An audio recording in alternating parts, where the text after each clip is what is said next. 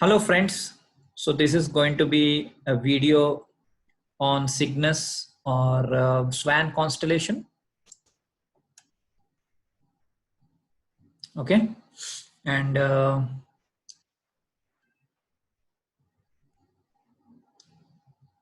I'm going to talk about various myths, mythologies associated with the Swan constellation or Cygnus constellation. And I am also going to talk a bit about the story of Cupid and Psyche. So this story also, a reunion and immortal love, a bit I would cover. So let me start off by saying that this is a very important constellation in the context of our current times. So as you know that comet Swan is coming. Atlas crumbles, but Swan is coming. See, this is the latest news 23 hours ago.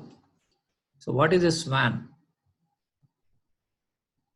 Swan is basically, I mean, the mainstream always, they talk about comets and all that, but as people who are on the spiritual journey, we need to understand the real inner meaning.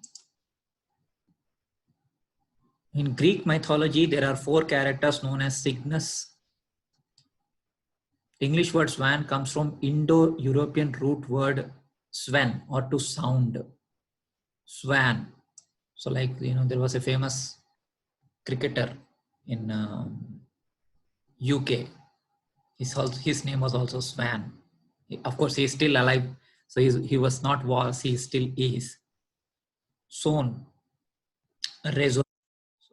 This is one word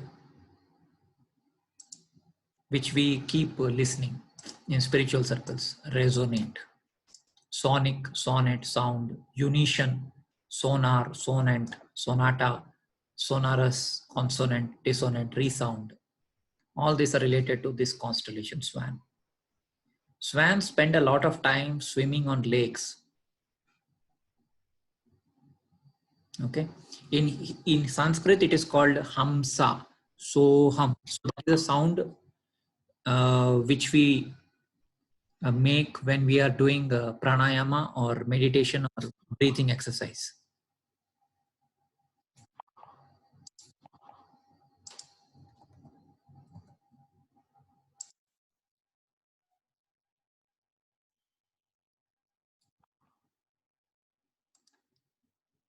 So in the myth concerning Cygnus, the friend of Phaeton, it is said, after Phaeton died, Cygnus dove repeatedly into the river Eridanus, attempting to retrieve Phaeton's body.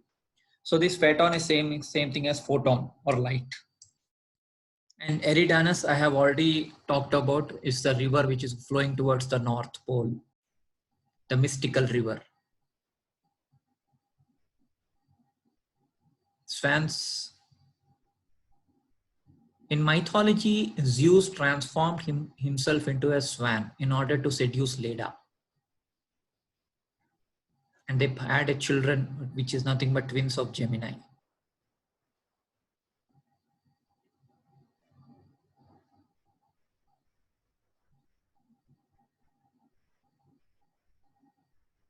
The swan is the bird that Greeks called olos. It's entirely white in its plumage, for no one mentions a black swan.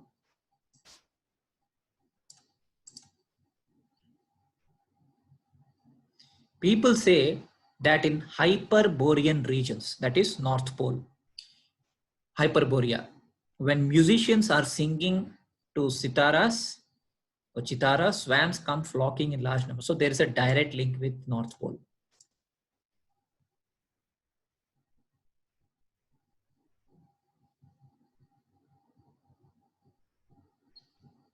Now this, interestingly, this constellation Cygnus is a bridge between 2 more constellations known as Altair and Vega.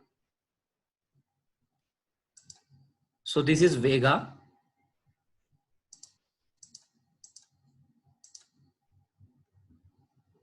And this is Altair.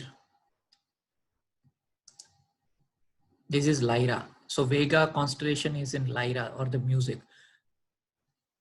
So as per this Chinese love story, the love story between Niulang and Zeno is one of the most famous Chinese folk love legends. It happened 2600 years ago.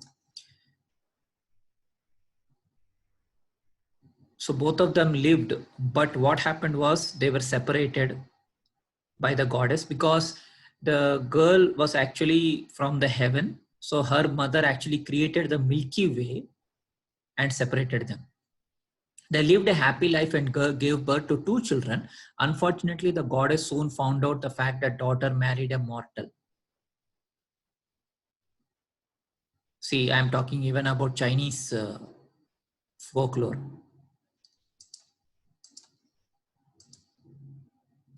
The cowherd and the weaver girl.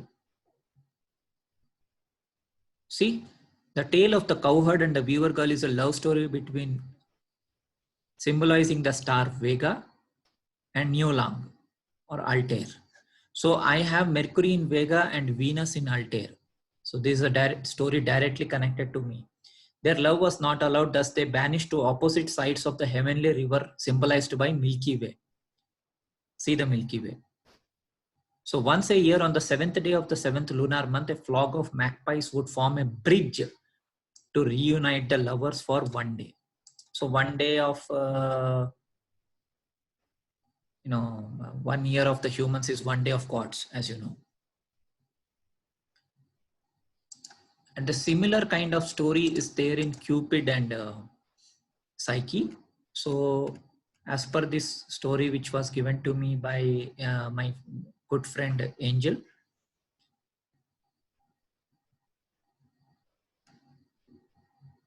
is placed in the midpoint of the novel, and it's a very beautiful story. So story starts with once a king and queen who had 3 daughters of conspicuous beauty. The youngest and most beautiful was Psyche, whose admirers, neglecting the proper worship of love goddess Venus. So Venus direct relation is there. Instead prayed and made offerings to her. And I have Venus in this constellation, Cygnus. It was rumored that she was second coming of Venus or the daughter. So Venus is jealous of Psyche, and Cupid is asked to shoot Psyche. Cupid is sent to shoot Psyche with an arrow so that she may fall in love with something hideous like a monster. He instead scratches himself with his own dart, which makes any living thing fall in love with the first thing it sees. Consequently, he falls deeply in love with Psyche. Violation of trust. And then Psyche is given a lot of